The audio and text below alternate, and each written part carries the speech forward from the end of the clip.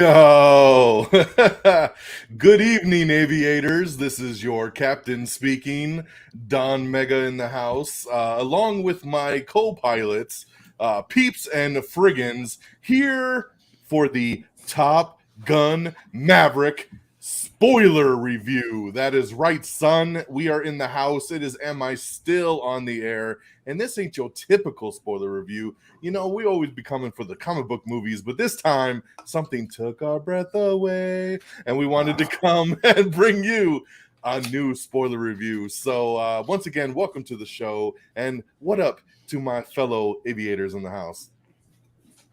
What up? What's up, DX? Thanks for having us on, my man. Appreciate you.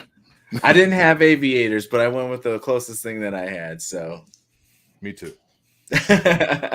We make it work with whatever we got. That's right. That's right. How's everybody doing tonight?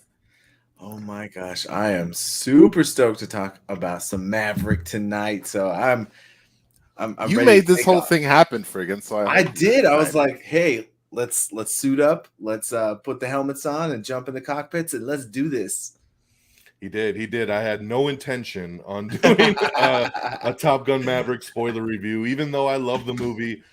Just didn't even cross my mind to do a spoiler review. And then Frigginz finally went and saw it, and he was like, yo, if you would like to do one, I'm down. And I was like, you know what? I'm never going to pass up a podcast opportunity. So we put it together, and then we didn't think Peeps was going to be here because he hadn't seen the movies. So me and Frigginz were going to just knock it out tonight. And then somebody got on the motorcycle, got to the airport, and checked out the film and said, count me in. So here he is joining up with the Red Dragons Assemble crew and ready to talk a little Top Gun Maverick. So happy to have you all back here again for another awesome spoiler review. Once again, spoilers! So yes, we will be talking about the film.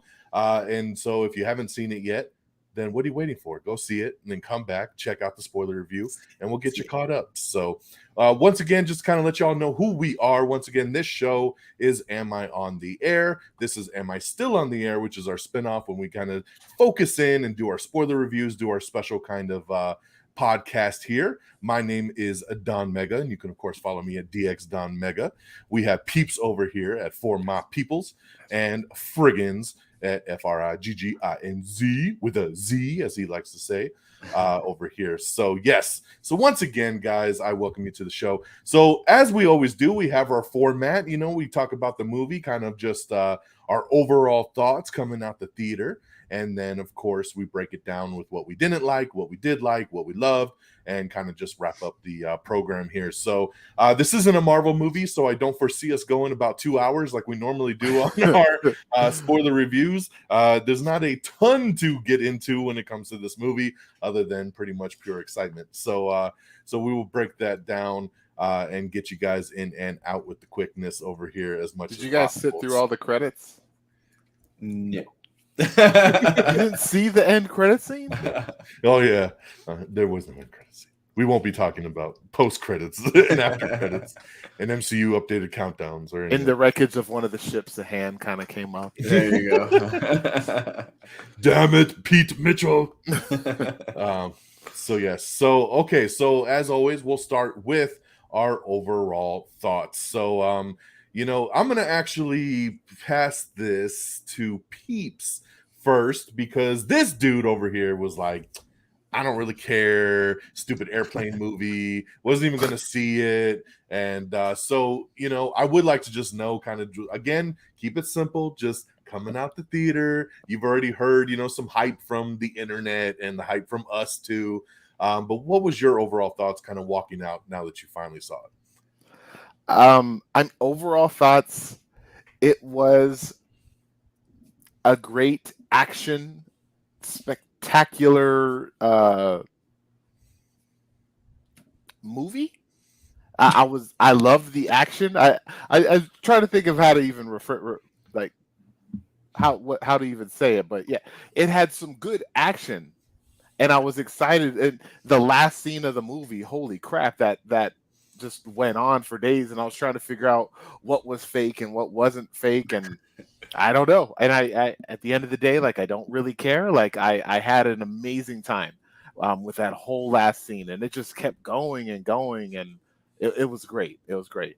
But at the end of the day, like in terms of the other stuff that I like in a movie, I was just like, it was very vanilla for me. It wasn't bad. It was just vanilla. The story was very like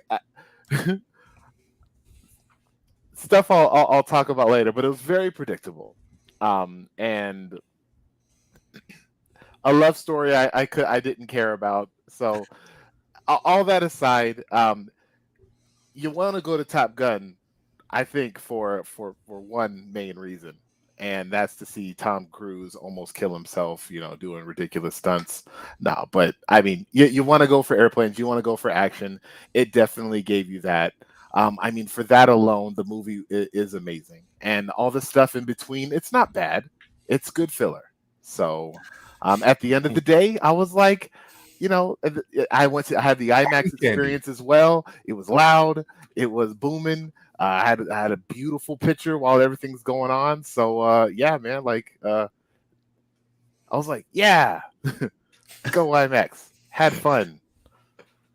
There you go. We'll talk about other stuff later. He's all eject. But like maybe it was also my fault too, because even going into it, and I don't know if we're talking about going in thoughts, but going into it, as Don DX stated, I wasn't excited for this at all. So I'm sure these two these two definitely have different opinions when it comes to the going into it. So, all right. Well, Frigginz, I'll pass it over to you. I know you saw it. Sunday? I think you finally got around to it over the weekend. Yes, it was Sunday. So where was your hype level kind of walking in, and where was it at coming out? Well, first and foremost, this movie has been on my top 10 most anticipated list for like 20 years because it keeps getting pushed back and pushed back and pushed back. So my hype for this was very, very, very high from the get. I really liked Top Gun, back in the day. Rewatching it as an adult after having not seen it for so long, I was like, okay, this is a little silly, but I still love it. The original movie? The original, right. I gotcha. So my hype was, through the roof. I was a big fan of the old stuff and really looking forward to the new stuff. When I heard that he was actually, and the cast were actually flying the jets and doing crazy stunts like that, I love practical effects. I think, practical effects make a movie so much better. And I think this is proof in that. Not that everyone should learn how to fly a jet when they're doing these films, but I thought that was really new cool. Standard. Like, you can't do anything in a movie unless you're really doing it. You're really doing it. Chris Pratt, you're not fighting dinosaurs. Come on. We grew actual dinosaurs, and now you have to fight them. No, but yes, I think, so all of those components thrown in together had me super mega hyped. Going into the theater, there's this like little tidbit of panic right before it starts. Like, am I too hyped? Did I overdo it before I go and see this? But all the reactions on social media were saying how amazing it was and how great it was. And people who don't I follow a lot of like movie social media people, and they were like, usually putting these really artsy movies at their top, and this was like overtaking all those movies. So I had high hopes, and it did not disappoint. I came out like so hyped.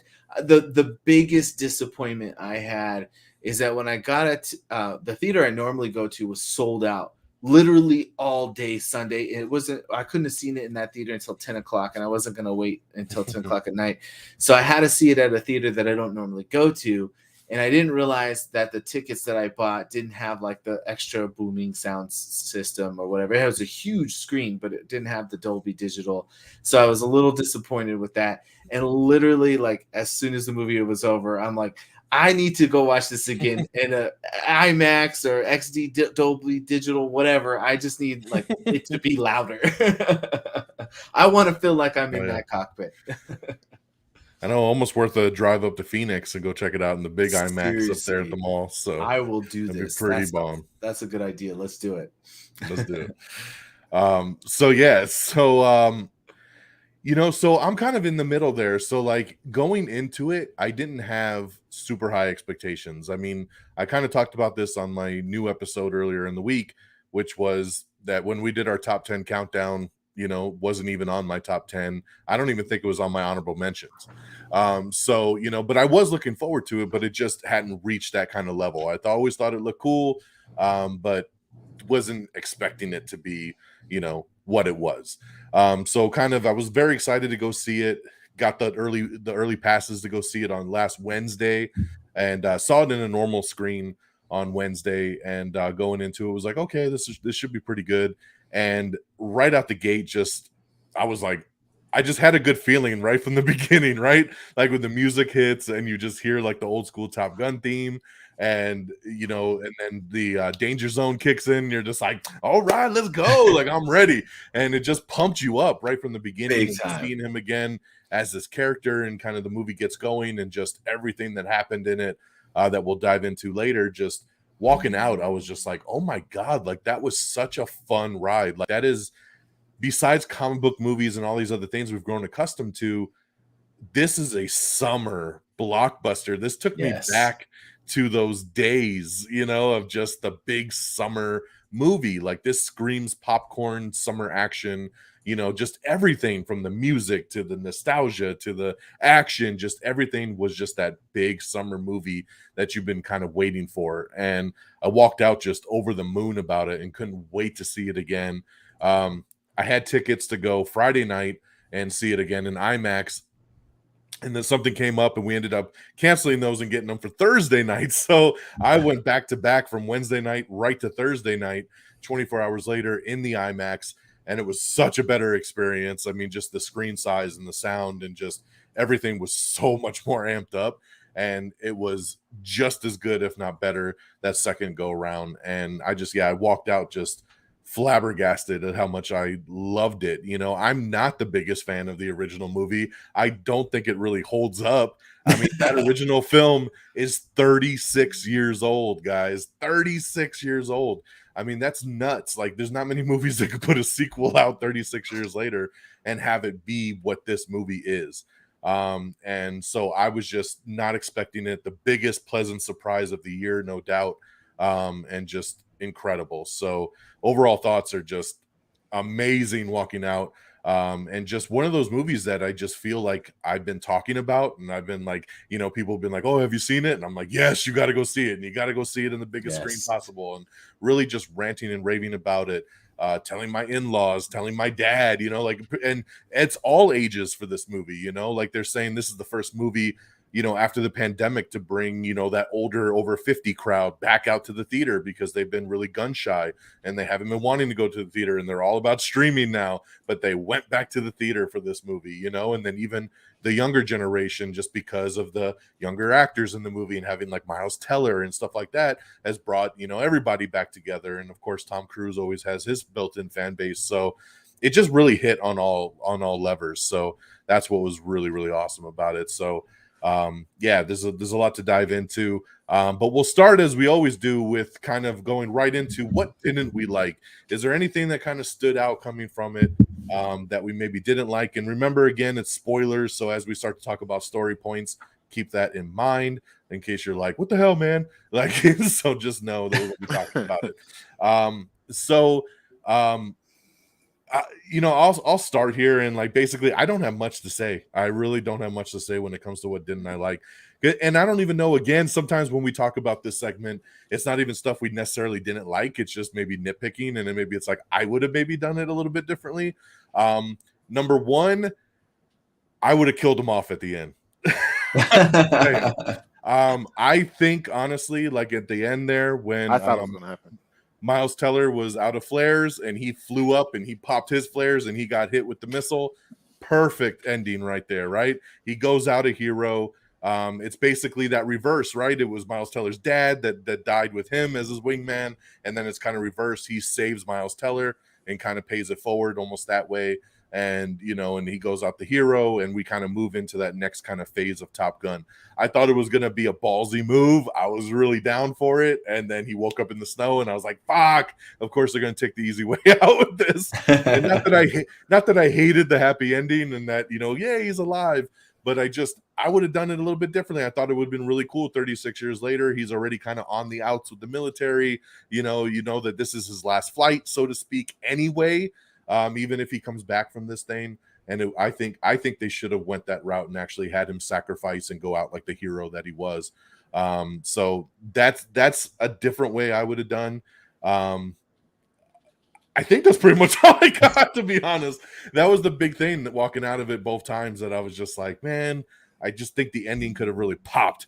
But I know they kind of wanted to probably have that really happy kind of ending, for that nostalgia kind of factor coming out of it. The only other thing that bugged me was at the end too, when he goes to the bar to look for her, and he's like, "Where's she at?" And the old dude's just like, "She went on a sailing trip." And he's like, "Cool. Do you know when she'll be back?" And he's like, "Nope." And I'm like, she owns the bar. Okay? Right. Yeah. She owns the bar. She would not have just left on a damn trip and just been like, "I'm not going to tell you when I'm going to come back. I'm just going to go." And maybe she said, "Don't tell him." Okay. I don't know, maybe. But it just, honestly, that scene was just super unnecessary. It was like a minute that really did nothing for the plot or for anything. There was really no purpose of it, and it just came off dumb because no owner is going to leave their bar and just have some dude just be like, "Yeah, I don't know when she's going to come back. She just went on a sailing trip. She went to the ocean, and we don't know when she'll return." So that bugged me. Bugged me even more the second time because I was like, "God, that's a stupid ass question." Like, but that's it. That's all I got. So Frigginz, I'll throw it to you because I feel like Peeps will have the most to talk about in this area. Hey. Probably. Frigginz on what didn't we like? Well, I just wanted to comment on your the ending twist. What was funny is early in the movie at the very beginning when they were talking about the plan, they had mentioned they have some old F-14s or whatever the plane was that he used in the first one.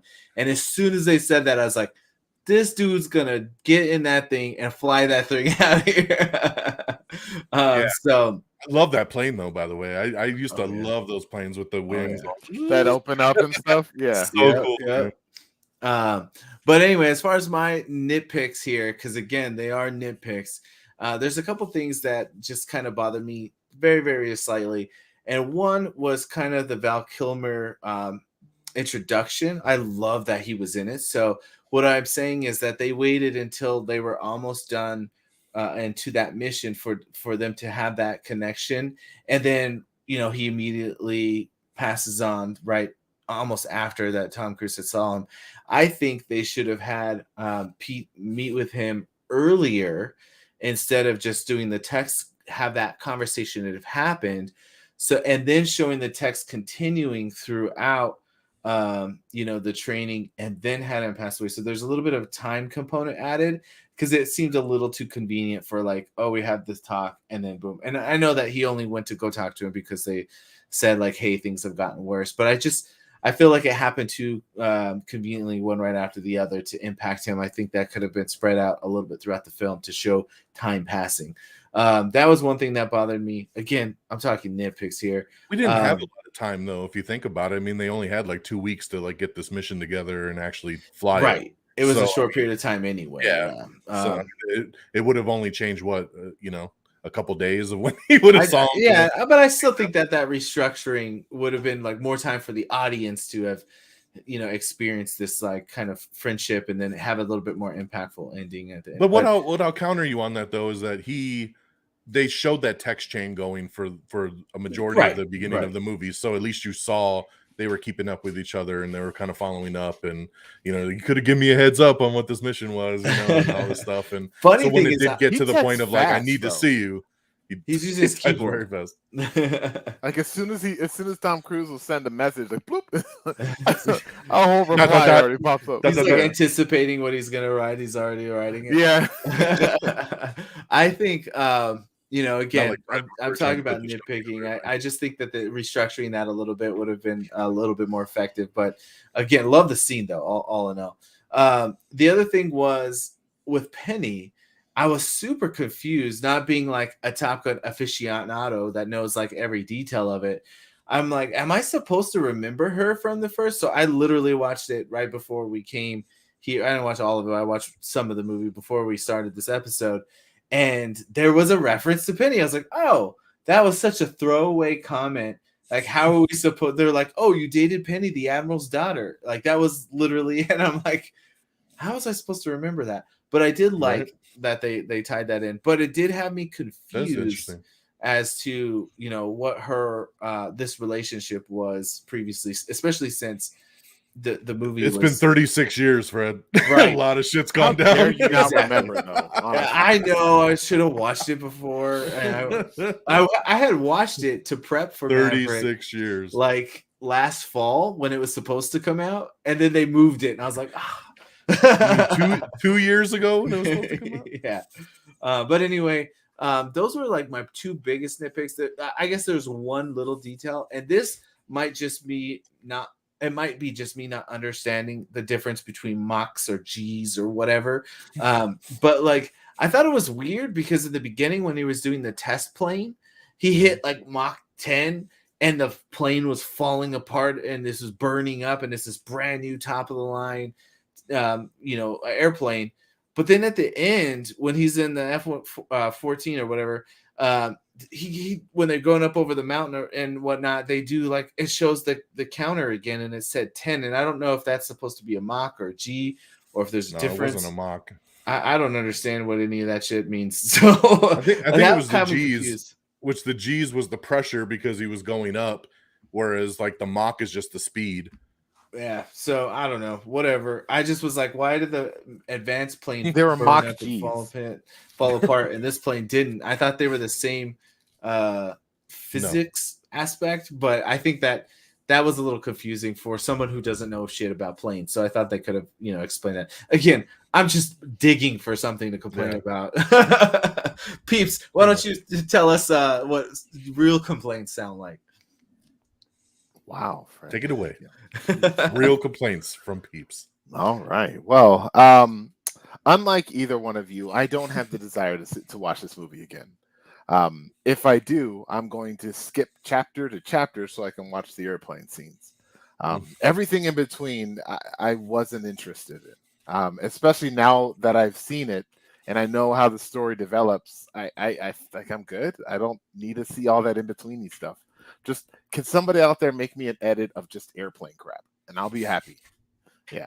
But yeah, that's just me. No heart.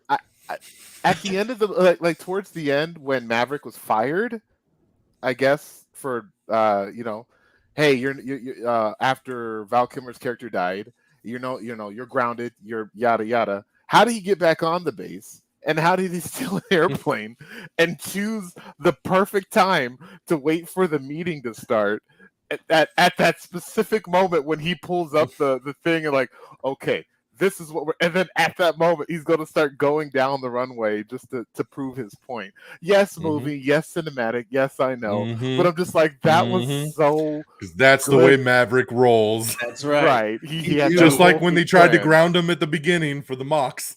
That's he was right. like, Mach. You got and they the said, agenda. don't go over 10. They said, don't go over 10. He's but like, he was 10, literally 1, grounded 10, 2, and sent 10, off 3. base. How did he get back on? I don't know. Whatever. It's fine. It's fine. They hadn't revoked his credentials yet.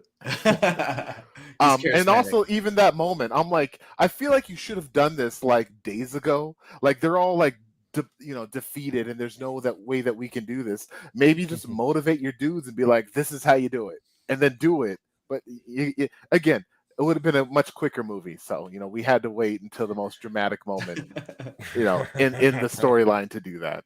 I mean, he was just trying to teach. He couldn't do it himself because they were adamant on you ain't flying this mission. You're a teacher now. Yeah. So he also broke the plane.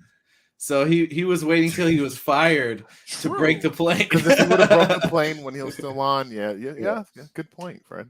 And DX, I like you thought that this, since it's called Maverick, this would be a perfect end to his tale at the end of the movie with him dying. But I thought maybe a fun little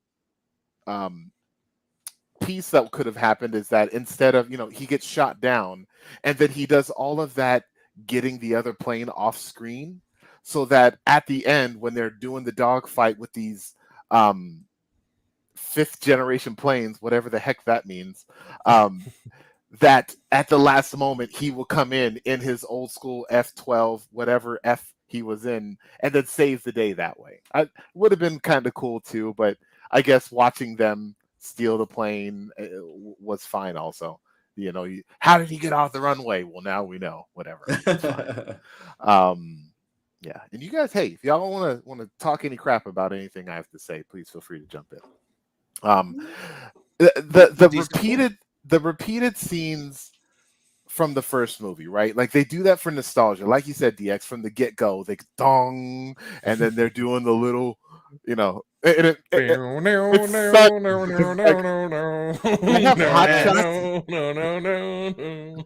have hot shots in my head more than I have Top Gun. I watched that movie so I just pictured them like roasting hot dogs on the back of like airplanes and stuff like that in the beginning.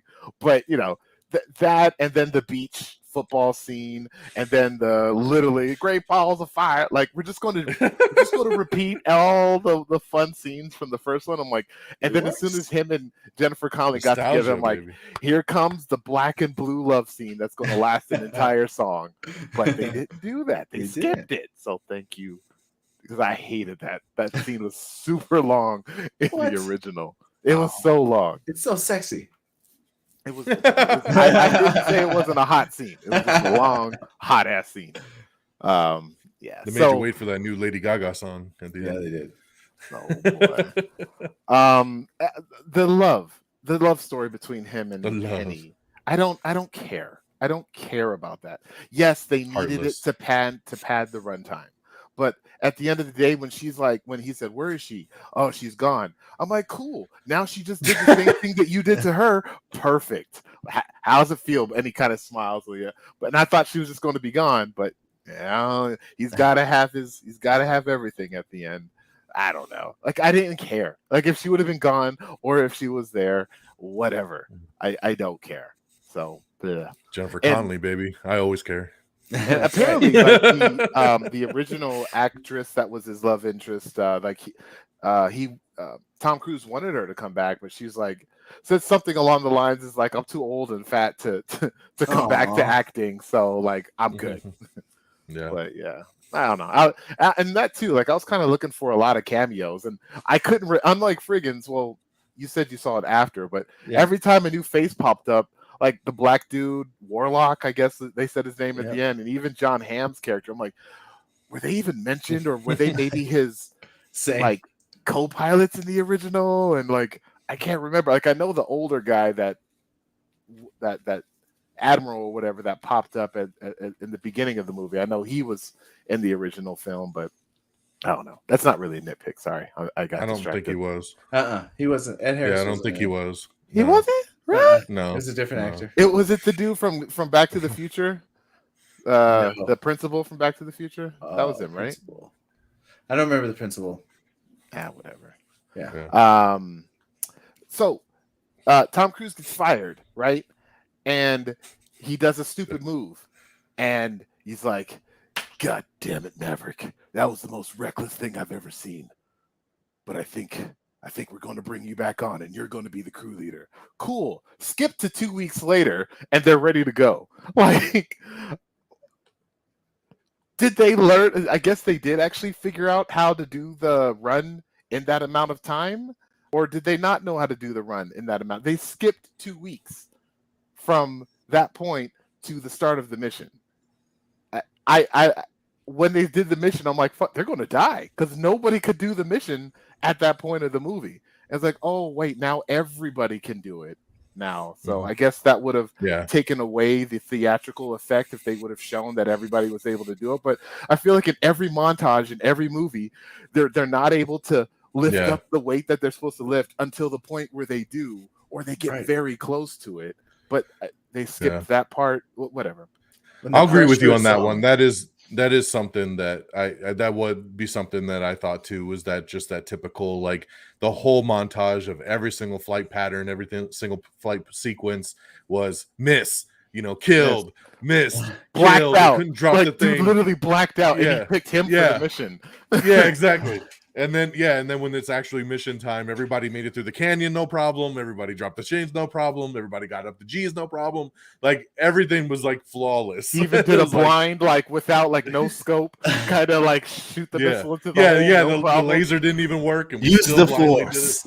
Rooster, use the force. I feel Yeah. like it was like Movie they magic. showed up and it was their data was wrong, and they're like, "Oh, this is way easier than we were practicing." Yeah. They put us in a tighter space. yeah. The Oh, space is wasn't like even this that gravity bad. is train much with much something. less. The G's are much easier on this side of the Yeah. world. Okay, yeah, maybe whatever. Oh, the story it was so freaking predictable to me.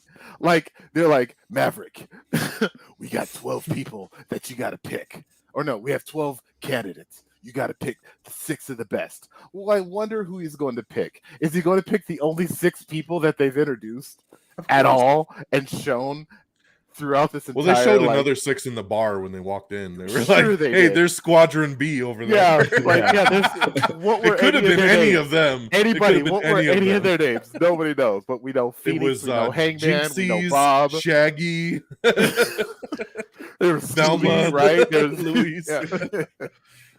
But I don't know. I knew who they were going to pick as soon as they brought up the 5th generation airplanes. I knew they were going to have a dogfight. Yeah, we got to stay low and we got to get out before those 5th generation planes pop up. You're going to have a dogfight because you keep talking about how it's not the plane, it's the pilot. Of course, they're going to have a fight with those planes. Of course, Maverick's going to be in that mission. It's just, how are we going to get to that point? Like, super I knew exactly where we were going to go. I just didn't know if he was going to die, and B, I didn't know if anybody else was going to die, and like, nobody died, and that was kind of like, I thought somebody was going to die in that mission. Somebody, yeah. Nobody. Somebody making it back. That's kind of Yeah. cool, though. It I was a kinda like suicide that. mission. Yeah. But I kind of like that. And come home, sir. Right? And come home. And come home. Yeah. Look, And I come gotta home, say, sir. Right? And come home. probably like 85 to 90% of Marvel movies are predictable. There's a few unpredictable aspects to them. So many of them are formulaic. So don't come at me with this predictable structure. I had Marvel no movies have idea the where same Doctor structure. Strange was going to go, Frigginz. I'm sorry. I had no I idea where that said- movie was going. I said 85 to 90%. I didn't say Okay, that was 50. You're right. All right. Yeah, and then those missiles. As soon as those missiles lock onto you, you're dead.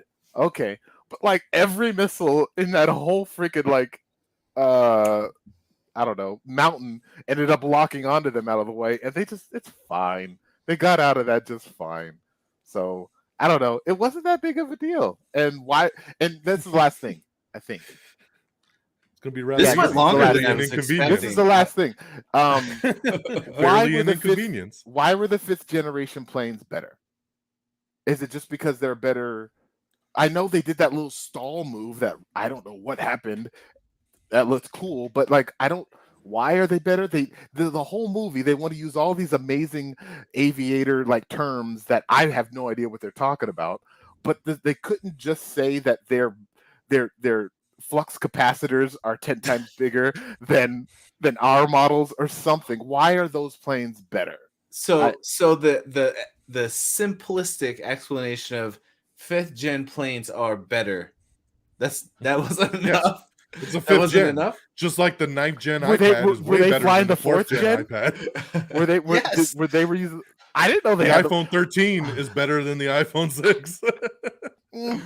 Yeah. You know, I mean, The some S22 older is cars better are than better the than the S6. newer ones. I mean, I you could appreciate argue. that focus on detail, though, my friend. I do. I really do. Some older cars are better than newer ones. And he even said, how was he able to take one out with an airplane that was that 2nd generation? I don't know what an F-12 or F-13 is that he ended up getting, but he was able to take one out with that generation, but they can't do with the later generation that they have now. I don't know. attention to I don't know. detail, You Frigginz? Is that overthink it. probably too much I said I detail? appreciate your Oh, attention. okay. No. But yeah, like it's just silly little nitpicky things. But again, when it's and DX, you and I, we say this all the time. For me, this was a shut off your brain kind of movie because if I cannot think about any of that stuff and I cannot sit here and just wait, like, all right, stop talking to the lady in the bar, just get back to the base, my man.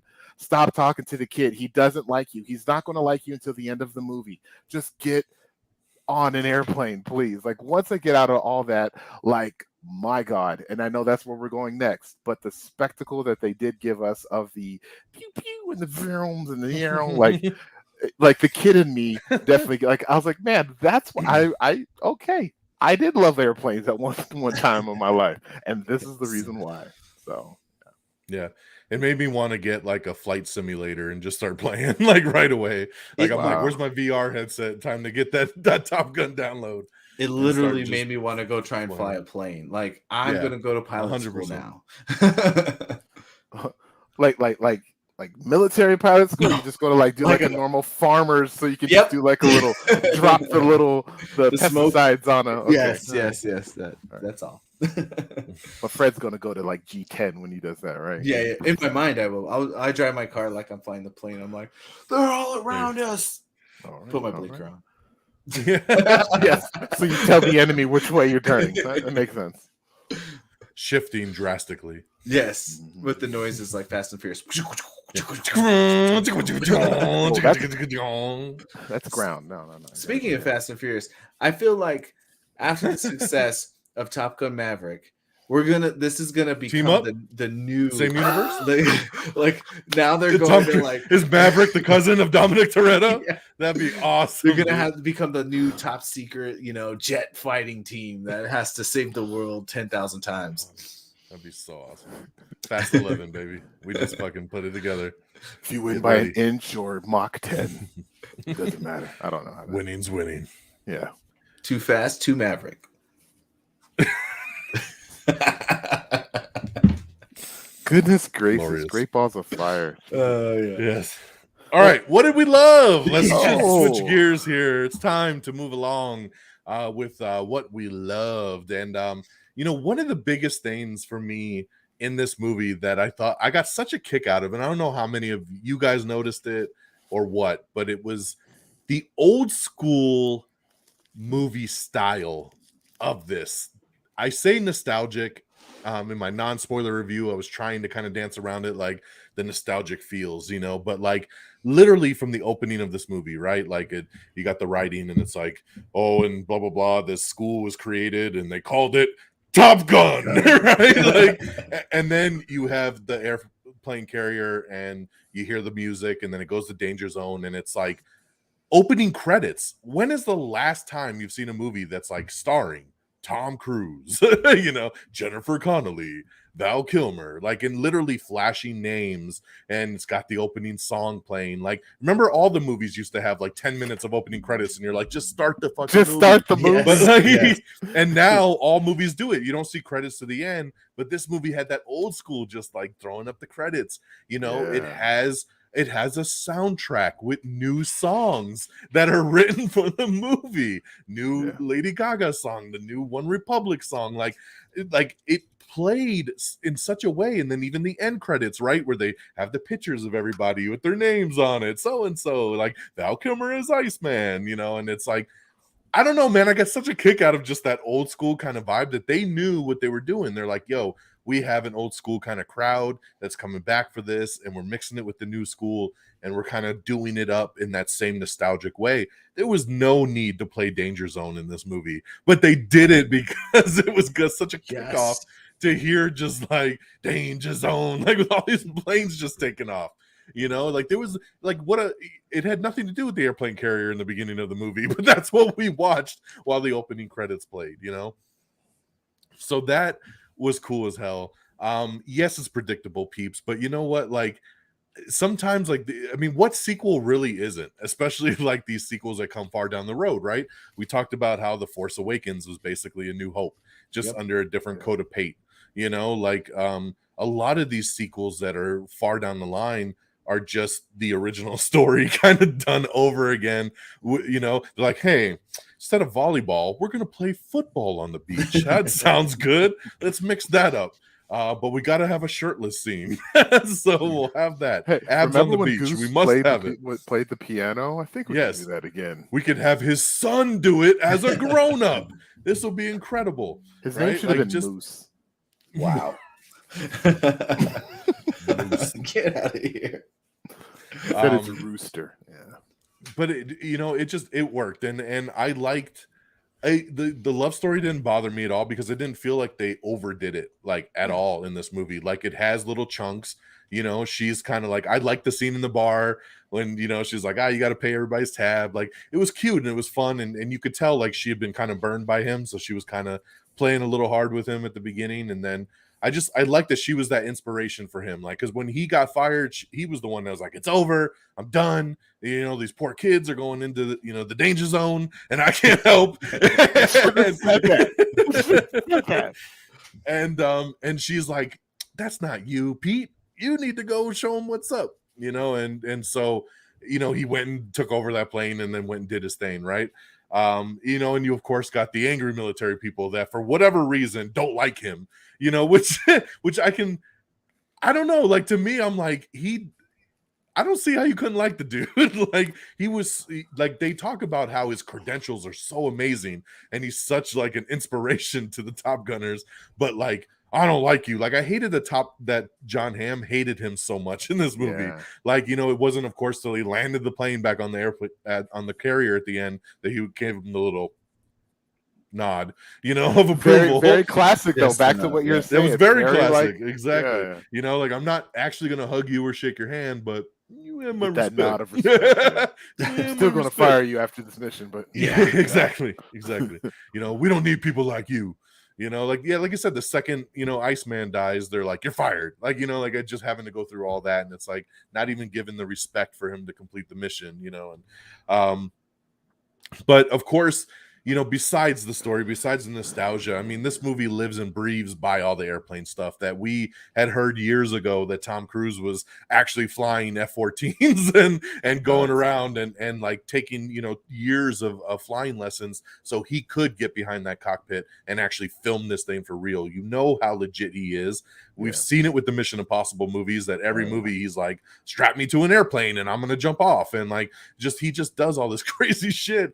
I was just watching a talk show the other night where he literally went up on a plane and took the host up on the plane and was spinning them around and all this stuff. And it's just like, you could just see it right there. Like, boom, like he's got nobody else in the cockpit, you know, like, I mean, and it helped. I mean, there's very little to no like CGI for the most part in this movie. I mean, even the scenes with the other ones, they rented those. They had Navy pilots up on those planes flying that stuff and recording it, you know, and that realism is what really rocks this movie. Like you've never seen anything like this. I mean, from just the typical stuff in the training montage where, you know, he's tagging them, you know, and they're having to go back and do push-ups every single time, you know, gotcha, boom, go do 100 push-ups, you know, gotcha, boom, like, you know, and they just he just keeps taking everybody out, you know, and having those moments there. You know, having of course the typical kind of beef with Miles Teller's character, you know, like why'd you pull my papers? You set me back years on my career,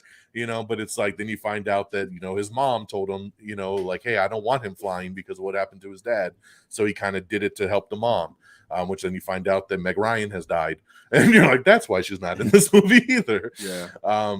But, you know, and then, of course, the whole battle at the end, finally, like him coming in, proving it could be done, leading the team, getting back behind that cockpit, and just, oh, my God, dude, just that whole final sequence, you know, flying through the canyon, dropping the bombs, you know, the enemy coming, getting shot down, finding the F-14, you know, everything. And then even, like, the other team coming and helping him out at the end. I didn't know how I would feel about the younger crew, you know, going into this movie, because sometimes that shit don't play well. You know, it's how I felt with Expendables 3, right? They were like we love the Expendables movies because of all our old school action heroes, and then Expendables 3 came and they were like, oh, here's this young crew, And I was like, I don't give a fuck about any of these people, which is funny because one of the guys was Glenn Powell, who was one of the guys that flew in this movie. So, but you know, but yeah, it was one of those things. I was like, I don't know if I'm gonna like this, but I did. Like, I loved all those characters, man. Everybody. And Bob, like, I just got such a kick out of it. What's your call sign? Bob. Like, you know, so I kind of also love how we that. never really find out why his call sign is Bob. Like, it was always Just stopped, does. like very much like Joker, like right before that was actually answered. I ended up loving all those characters, even somebody like, you know, Hangman, that is such a jerk and such an asshole, and you're hating him the whole movie, and then of course he saves the day at the end, right? And you're like, oh, that fucking guy, you know, like, I like that dude, that's a good guy right there. You know, the little respect thing at the end, right? You know, they were like, that dude, you know. So like, everybody earns their moment, and I just love that core group. I loved, you know, when they threw him out of the bar and then they find out he's the teacher, and they're all like, oh, fuck. They're like, oh, you know, man. they're like, shit, like, I just threw this guy out the bar last night. Like, I don't know, man. Like, it just literally just everything, man. Like, it was just such a like, just complete old school movie for me that hit on every single mark. Like I said, from the action to the heartstrings, dude. The Val Kilmer, you talked about it earlier, Fred. You know, working that in. We all know Val Kilmer does have throat cancer. It is very hard for him to talk. Most of the times he can't talk.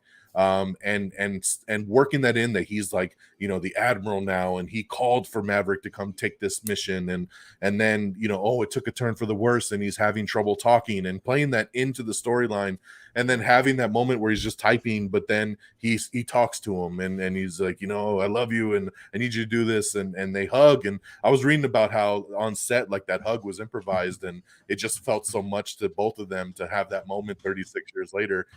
After that original, you know. And then I love the line of like, you got to tell me who's best fighter pilot, and then Tom Cruise is like, let's not ruin the moment.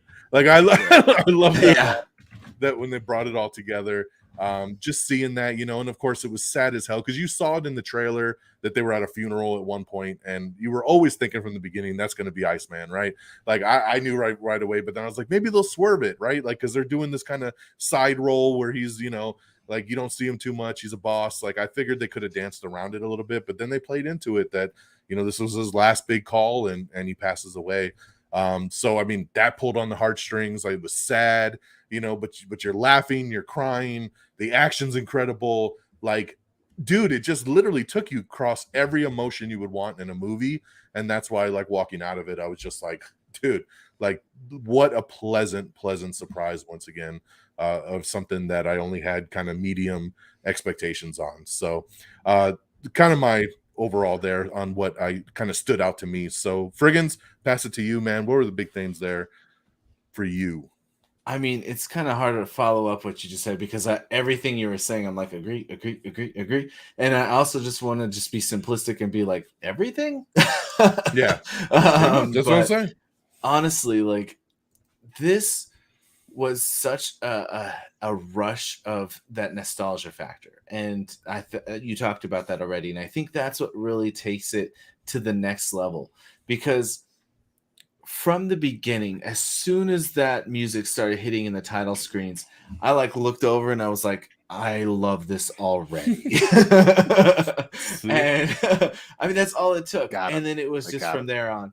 And what's cool is, like, for the new generation, they may not love it as much as us, because of that nostalgia factor isn't tied to it.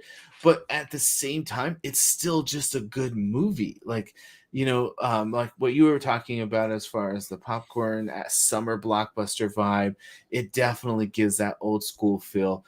And Peeps, unlike you, I actually think the predictability kind of enhanced the film in a way, and normally that's not a good thing when you can see everything coming, but when it's giving you everything you kind of really want, I think that is where it kind of takes it to the next level.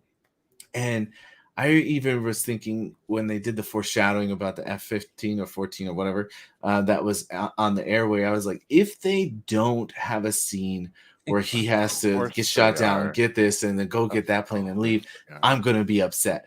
And so I thought, there, you know, nowadays, I feel like that was the more modern inclusion into the storyline, because, you know, in the old days, they probably wouldn't have done something to that extreme and kind of unrealistic, right?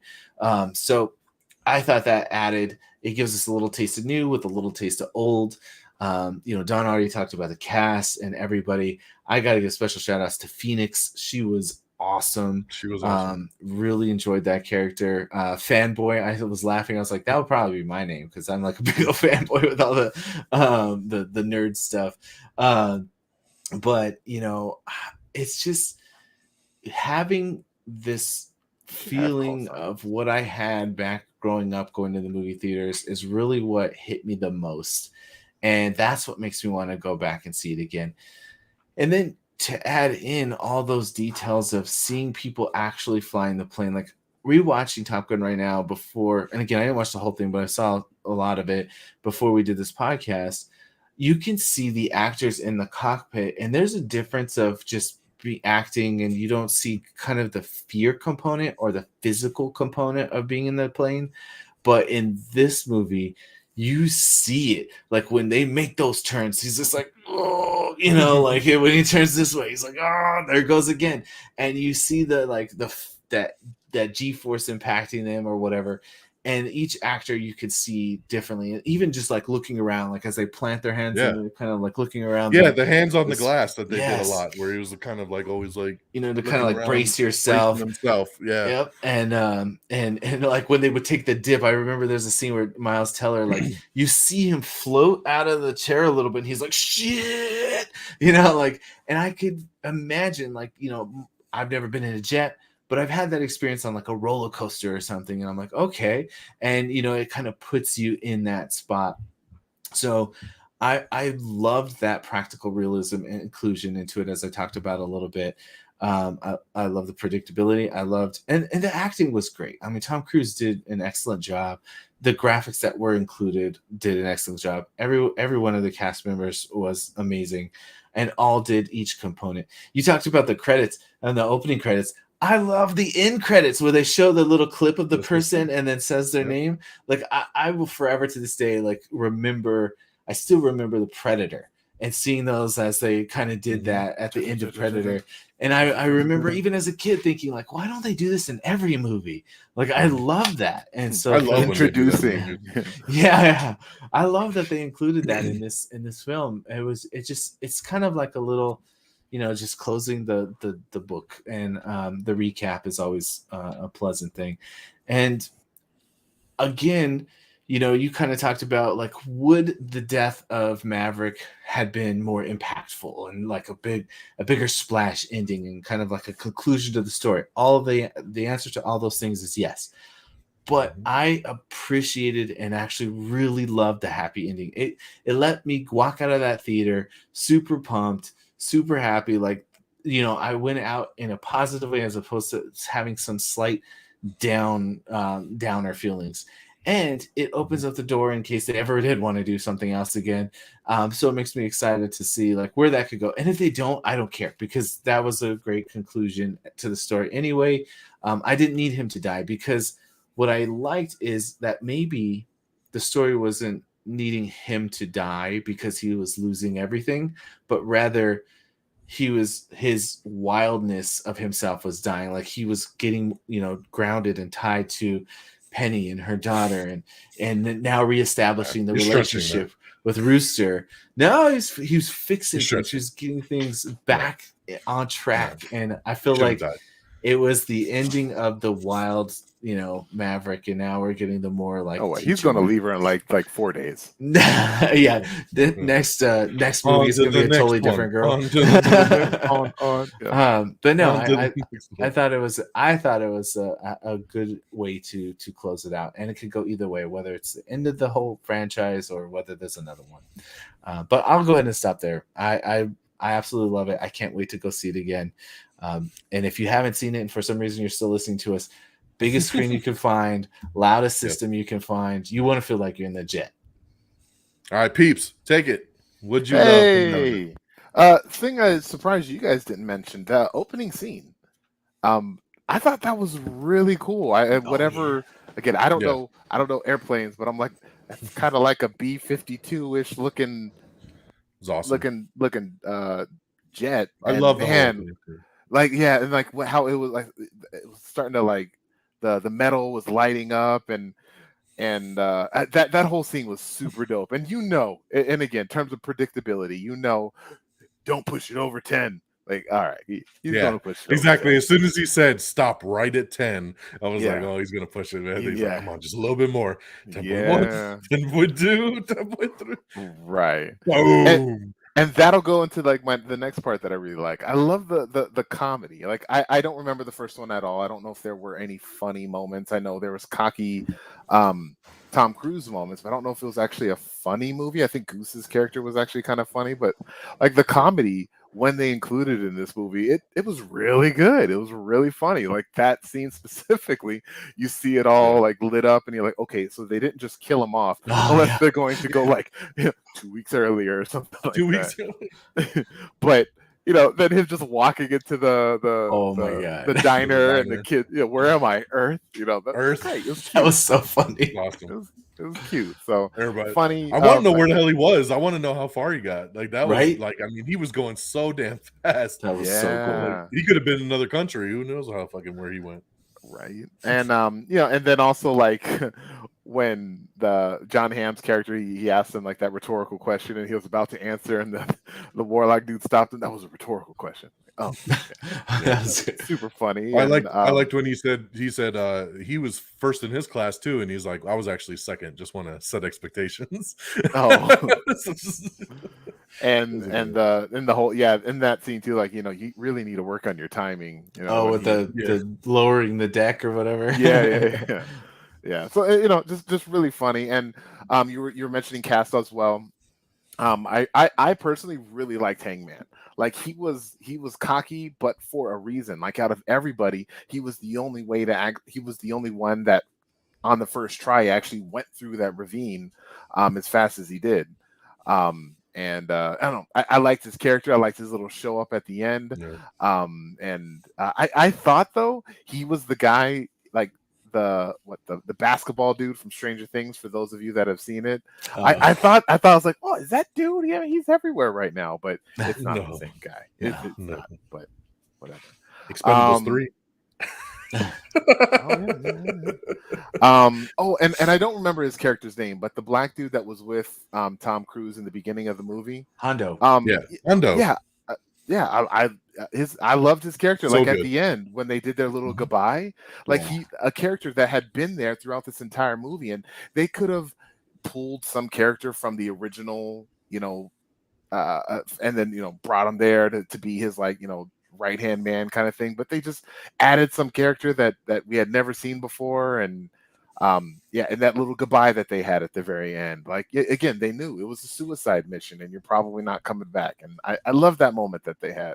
And what I thought was interesting is that they brought Hondo to the school, like because he was all in that opening scene with the whole test of the mock jet and everything, and then they're like, oh, you've got orders, you're off to Top Gun. And then Hondo's there, and I'm like, how the hell did that happen? You saved everybody's job. You were able to get the extension and all that. Yeah. Like, so that I would have liked an explanation there on how the hell he got there. Like, did he request them, or was he like, can I have a helper? Yeah, I know, but they didn't make it seem like that was an option. They were just like, you got orders, go to him. Yeah, and then he was there too. Yeah, and then he was there. So I thought that was odd.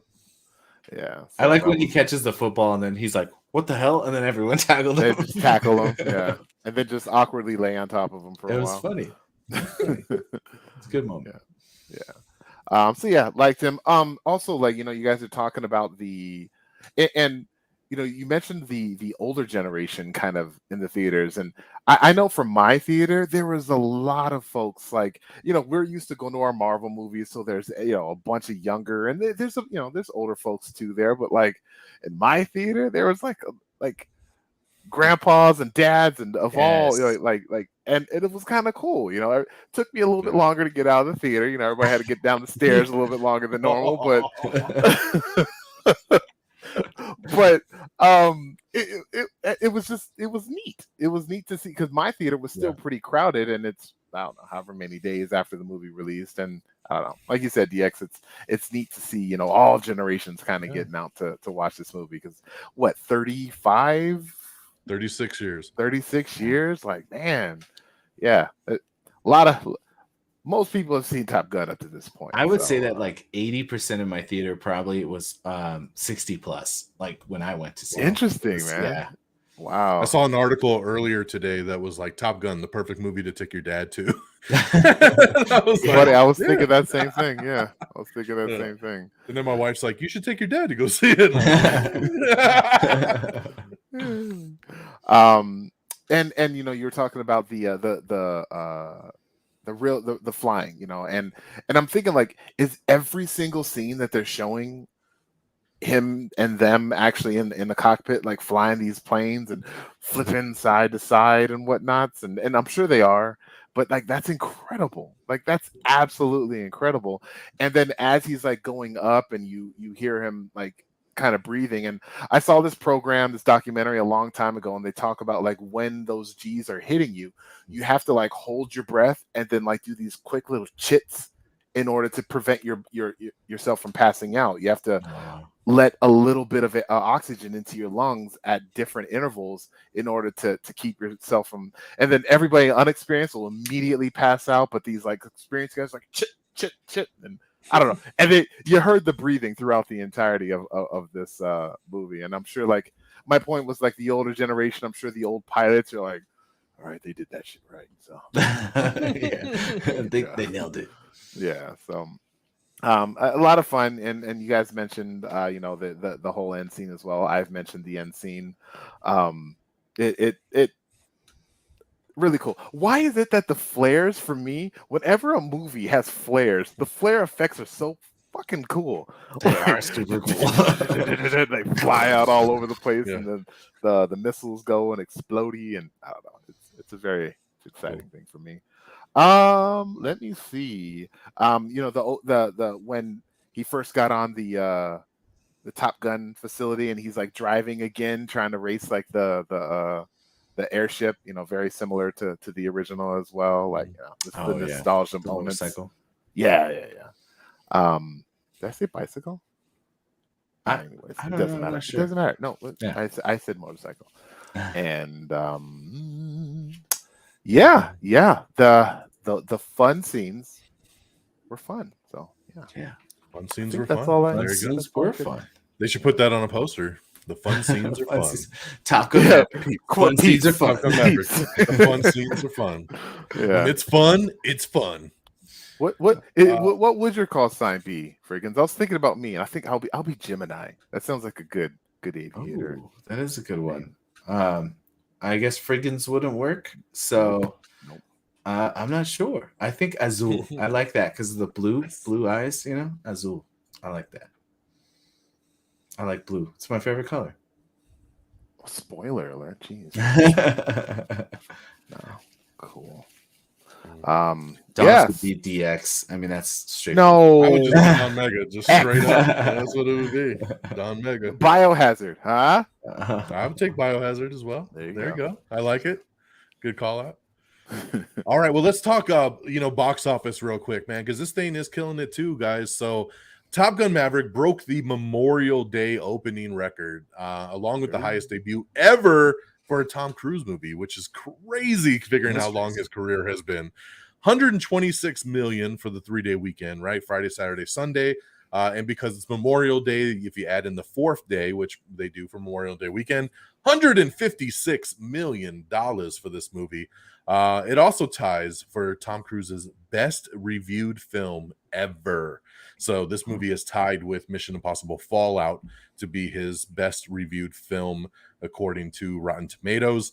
But yeah, man, that is crazy to think. When I heard that this was pacing to be his biggest box office debut, I couldn't believe it. Like, his highest was $63 million for War of the Worlds. That blows my mind. Which is just insane. That none of even the Mission Impossible movies had topped 63 million. I think Fallout made 61, so it almost topped it. But that's still crazy to me that a Mission Impossible movie at this point, like 6 movies in, that it wouldn't be debuting more than $100 million at this point, right? So kind of shocking, man. But his movies, what they say, are more of a stay and play, right? So they open and then they kind of they prolong, and people continue to see them because they're well reviewed and they go back and forth, but they don't open very big. So just crazy for him at this point in his career to get his biggest ever. This is the first time in like 4 years that a movie had opened this high that wasn't a comic book movie or like a Disney movie. So like that's incredible in its own right, to just show you like just a regular movie can do it after all this time. 156 mil, and like I said, best reviewed, biggest debut ever for Tom Cruise. Incredible, man. Amazing. Incredible. So just wanted to shout that out. That was pretty damn awesome there. So all right, well, let's go into final thoughts and scores, and as we kind of take this baby home. So I think we've said it many times how incredible most of this movie is for two of us at least, and I had a blast with it. Like I said, saw it twice, all within 24 hours. So that's not easy to do if a movie ain't worth it. So I enjoyed it so much, and it was so nostalgic. I can't wait to see it again. Definitely be buying this one and into the collection when it comes out. Big ups to Tom Cruise for really holding his ground that this movie debut in theaters. He knew how important it was. This is, of course, a movie that we talked about before that was supposed to come out in 2020, and then COVID hit, and it got delayed for a year, and then it was supposed to come out, then it got delayed again. It's been delayed 4 or 5 times, this for 2 years. And during that time, of course, Paramount Plus was like, yo, give us that shit. Like, let's just put it on streaming. Let's go, baby. Yeah. Which what a lot of movies did during COVID. And Tom Cruise was like, hell to the no. This movie needs to be in theaters. I will not let it go to streaming. He was a producer on the film. He got some pull, and he was like, it's not going to happen. And they held out, and look what happened. Look at this money, and good on them, man, because it would have been very easy during that time to just say, after, a year and a half, 2 years of delays, to be like, let's just put it on our streamer and call it a day. And they didn't. And now we're 156 million just in the US, another 150 worldwide, over 300 million already in a week. I mean, incredible. So awesome movie. Can't preach it enough. What a pleasant surprise. Like I said, for a movie that wasn't even in my top 10 most anticipated, not even on my most, secondary list, like blown away at what this did. And for me, this is a 5-star film, baby. This hit on all marks for me. This gave me everything I needed coming out of it for what I wanted from a Top Gun movie, and a sequel that was given to me 36 years down the road. What else could I have asked for? I appreciated it, and I had a blast with it, and this is what cinema really is all about. So 5 out of 5 for me. So I'll pass it over to Fred. What you got? Final thoughts and scores, my friend. Well, I'm going to kick it in overdrive and fly out of this real quick. I'm going to be brief. It was amazing. I had tons of fun. It gave me everything I wanted. It was on my top 10, and it will be on my top 10 by the end of the year for how it turned out. So 5 stars for me good as well. It was super fun. And I got the need for speed, and that's what I got. So, yes, sir. Peeps. All right, Peeps. Is gonna bring down the house right now. I know, man. Why you gotta end with me now? I'm the Nancy. All right. This movie was a lot of fun, and remember what I said. Fun was to be fun. At fun had. I don't remember what I said, but I had no expectations going into it. I was not excited for this movie going into it. I will say, though, I was pleasantly surprised with a lot of the action and the comedic elements that they had added, as well as the just the special effects overall. Yes, I would have. There's other bits and pieces and nitpicks that I would have liked to see for a theatrical big movie that people are saying best movie of 2020. To me, it's definitely not the best movie of 2020, and I'm sure it will make my top 10. Because at the end of the day, as much as I can nitpick, that was a pretty stellar ending to the movie. along with the beginning and everything else that I said that I did like about this movie. So it's complicated for me to rate this movie based on things I liked and didn't like and expected. But I will say, for me, it exceeded my zero expectations. But I still had some little nitpicks and things I would have liked a little bit more. So for that, I'm giving it a 3.5. And Don, I know you love decimals in your in ratings. Just rounded up to a 4. So Peeps gives it a 4, everybody. Because we don't do halves. So he's giving it a 4. All right. I'll take it. We're gonna round it up. There you go. Yeah. Awesome. And even if they don't make another one, it's good by itself. It's not like they set it up. And even though that end credit scene, I told you the guy's hand coming up, they could do more stuff. But even if they just stopped right here, maybe in another 30 years, our old ass is going to struggling on the stairs at the movie theaters again, with Tom Cruise still there flying airplanes. Yeah, but let's pose that question then real quick. Do we think there will be a sequel to this? There's money, dude. If anybody who watches the pitch meetings, it's like, hey, you like money? Well, we can do this again if you like. For that, I could see them doing it, and they, but man, how much? Rather easy, barely an inconvenience. Man, the $15 million budget, really? Oh no, that's the original. Sorry. Yeah, no, not this movie. I got to get my. This is a little higher. I'm guessing this is around a $200 million budget. They spent a lot of money for them jets. They had to rent them bitches. Oh man. Yeah, Tom Cruise just bought a bunch of jets. They're in my backyard, and it's good. Come on, sequel. You got to call it. I think they will. I yes, think it's too much money. There's money. Yeah, and I would not have thought going into it that there would ever be another one. That this is it, and it very well could be. But money. That's all we gotta say. Money. And the dump truck is backing up right now, and it's got that money. And studios love money. So I think there's more story to be told, man. They could play something where now he is the head, Bob. Guy. Top Gun, Bob. Top Gun. I want to see Phoenix. Top Gun Phoenix. Hey man, he's got his team now, so another mission pops up. He knows who he can go to, who he could trust. It's all about people we can trust. So, all righty. Well, there you go. Sequel, maybe Top Gun 3. Maybe in another, we'll go 10 years on this one. So wow. we got to do the next couple of Mission Impossibles, and then we'll roll out in 2028. We'll come back with some more Top Gun and take it from there. The Mission Impossible, was that really Tom Cruise jumping off that cliff on that motorcycle? Yep. Please, man, this dude is crazy. It's like in his 50s or 60s or something. He's 59, I think. So he jumps off the motorcycle and then hang glides down. And they said they shot that thing like 20 times, just to get it right. So, and get it from all the different angles, and they got the drones, filming and stuff. So it's gonna be insane, and that's just for 7. We still got Dead Reckoning Part 2, and see what he does in that one. So yeah, really, he's gonna keep amping it up, man. He's gonna be free falling from the moon next time. The moon, yeah. He's all on fire. Yeah, he's gonna die making one of these movies, and it's gonna be like worth it, right? On Tombstone.